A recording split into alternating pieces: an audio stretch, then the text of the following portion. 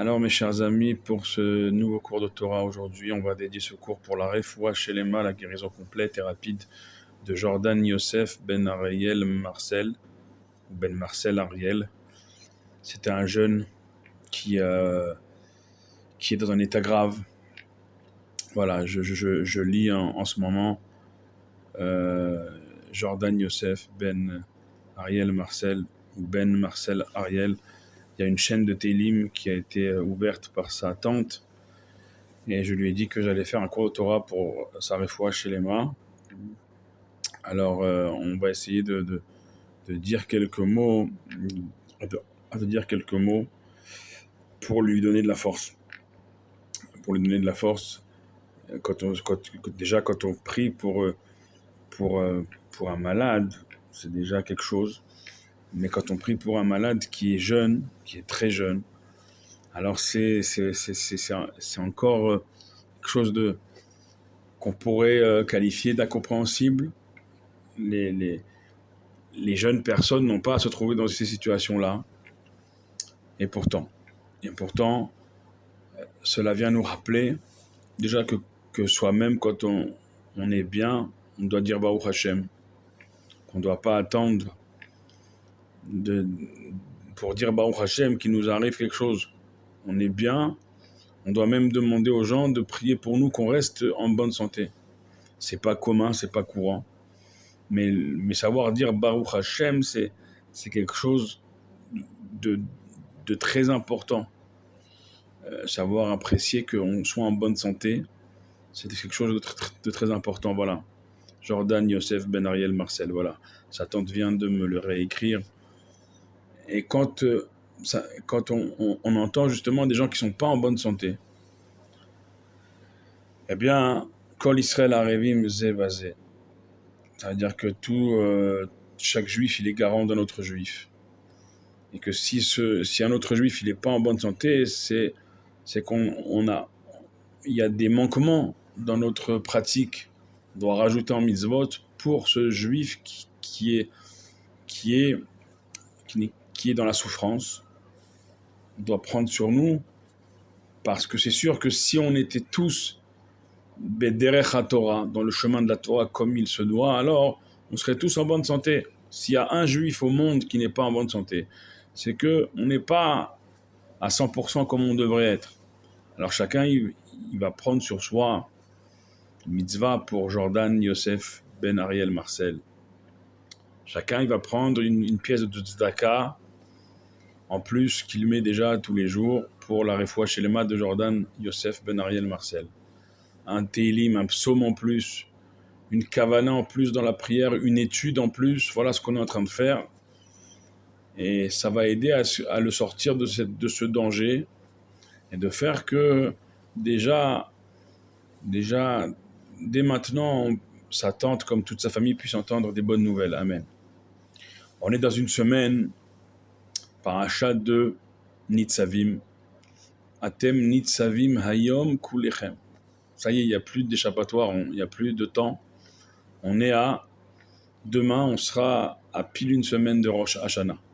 Demain soir, on sera à une semaine pile de Rosh Hashanah, puisque lundi soir prochain, on rentrera dans l'année 5786.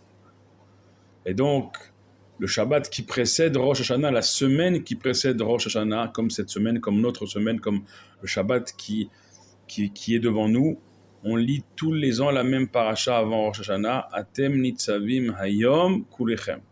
Vous êtes tous debout devant moi, Hayom, aujourd'hui. Quel jour on parle? Alors, il y a des Mefarshim qui disent qu'on parle ici de la semaine avant Rosh Hashanah, comme on est rentré déjà hier soir, aujourd'hui.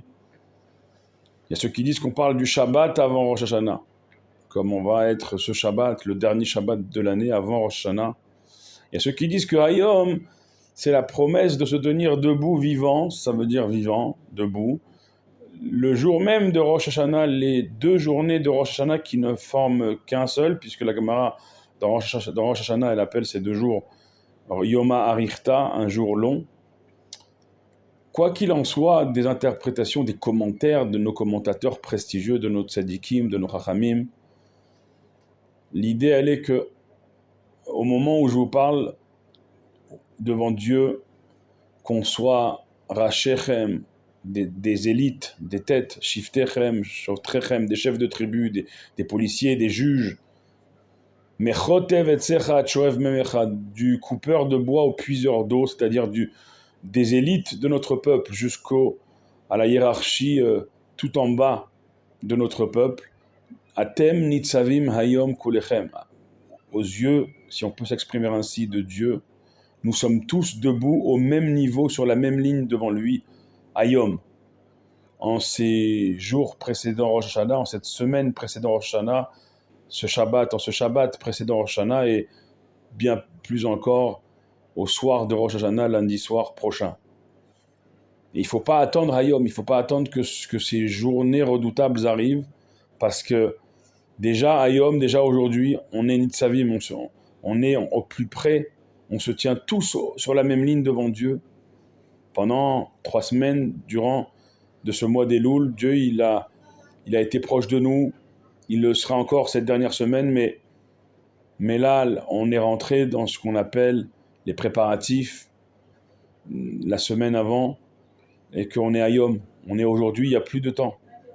Il n'y a plus de temps. Chaque jour de cette semaine, à Yom, ils vont compter pour, par exemple, aujourd'hui, tous les dimanches de toute l'année. Demain, tous les lundis de toute l'année, et ainsi de suite.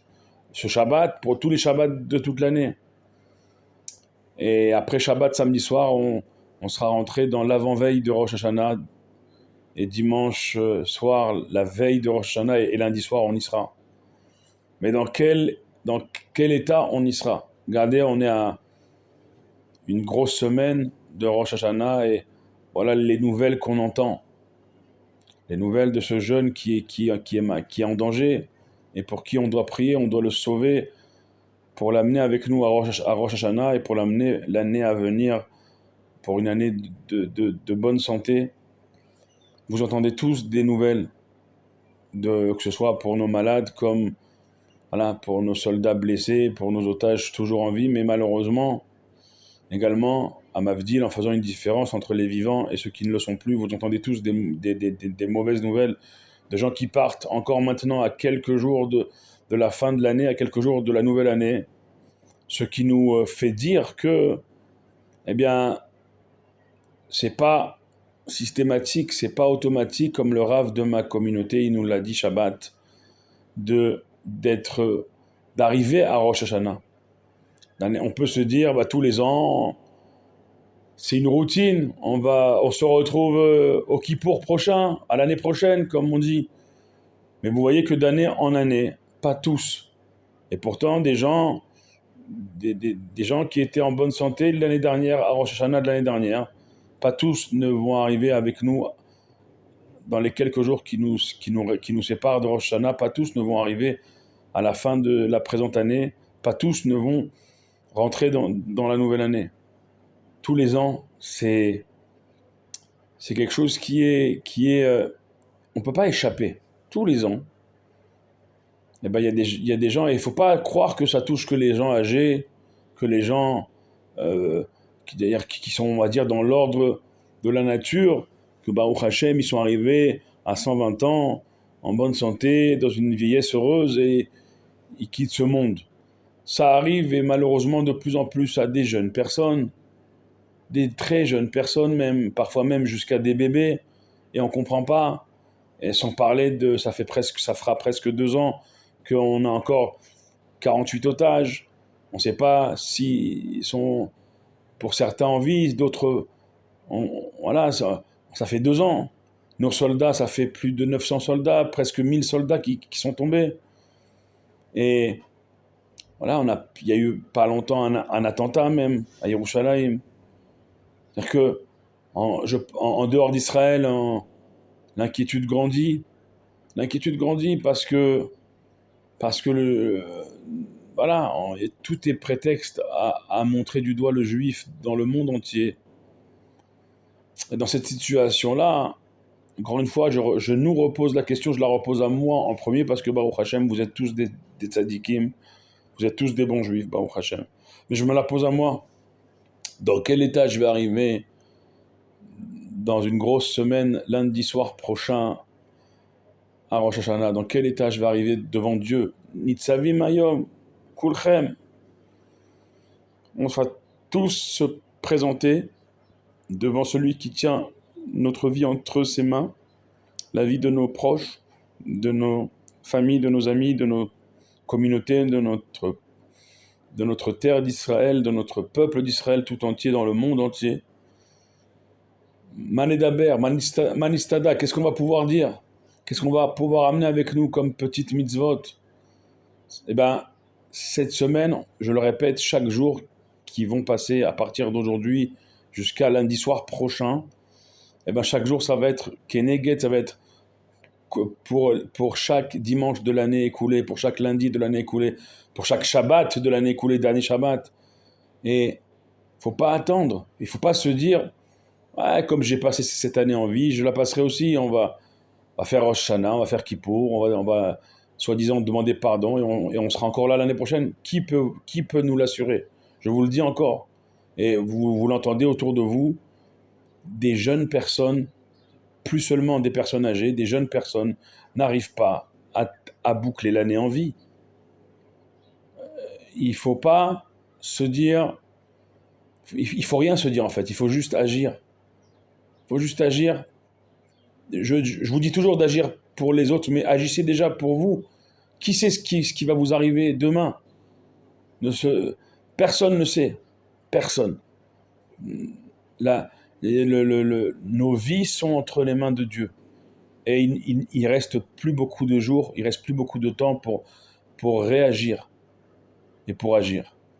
Alors, que ces mots de réveil de Hitorerut soient pour la refoua shelema, la guérison complète de Jordan Yosef Ben Ariel Marcel, qu'il soit guéri dès maintenant, en bonne santé, qu'il soit avec nous pour Rosh Hashanah et pour toute l'année à venir, en bonne santé, Admea Vesrim, Amen Keni Ratzon. Priez pour lui, priez pour nous, priez pour vous, prions pour chaque juif, pour tout le Ham Israël. Ensemble, on sera toujours plus fort. Baruch Adonai Leolam, Amen ve Amen.